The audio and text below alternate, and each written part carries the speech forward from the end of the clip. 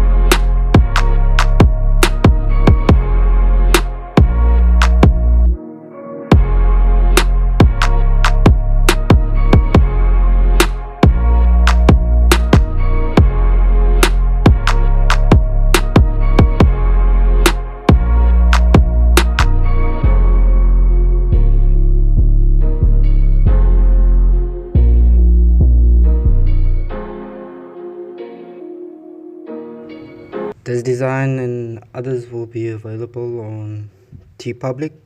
I posted there, so you guys, if you're interested, you can buy it there, or on treadless. Yeah, I'll link the description down below so you can find it. Give this video a like and subscribe if you want to see more like this.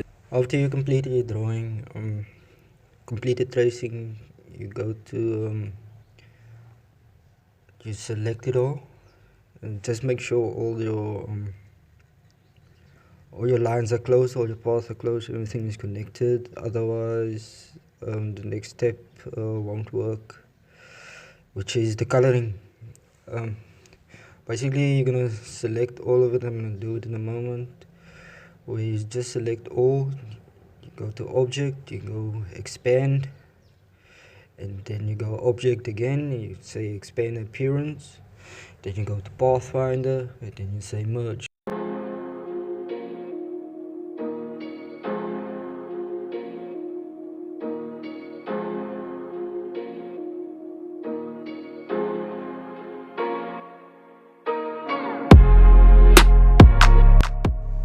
Your line work will now be all one object.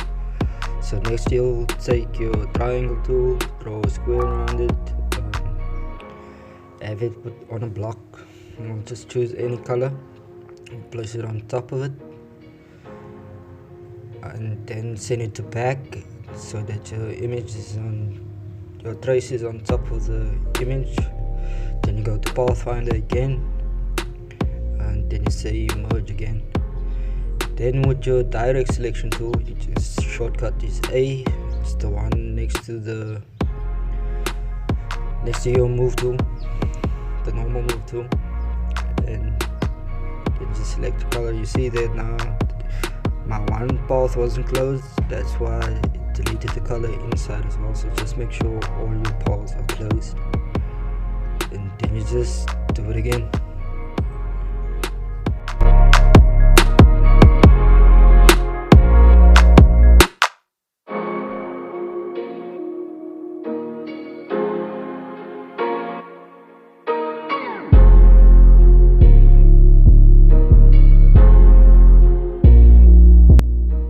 You can play with the line's thickness.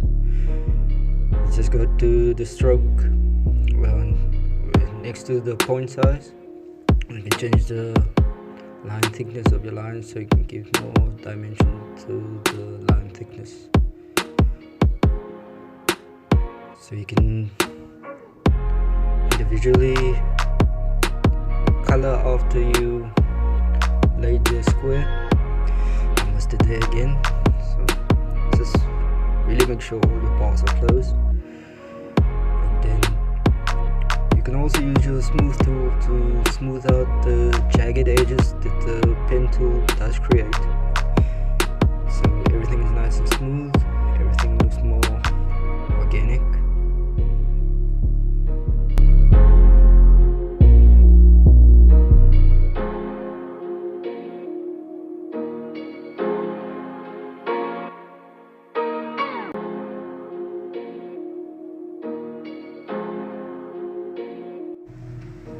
The thing about changing your line thickness is sometimes they shrink, so you have to go over your drawing again and check that all the lines do close,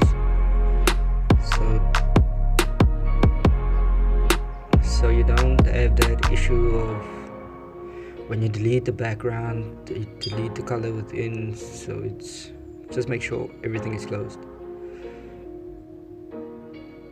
I actually did this a couple of times. That's a line I forgot about, so yeah. So be smarter than me and get it right the first time. After you do that, you can start the coloring process. Move your line art, just click on it and go select similar. Select all your lines,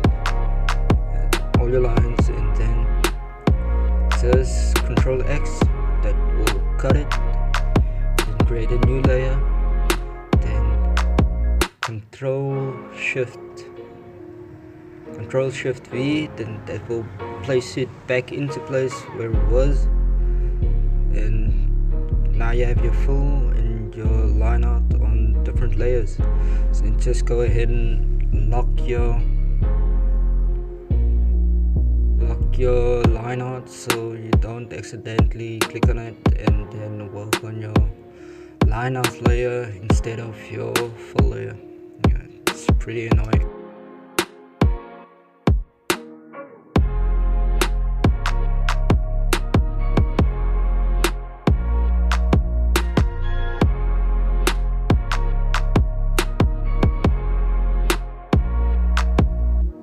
For this design I wanted to go more with primary colors, so I'll be working with some reds, blues, yellows.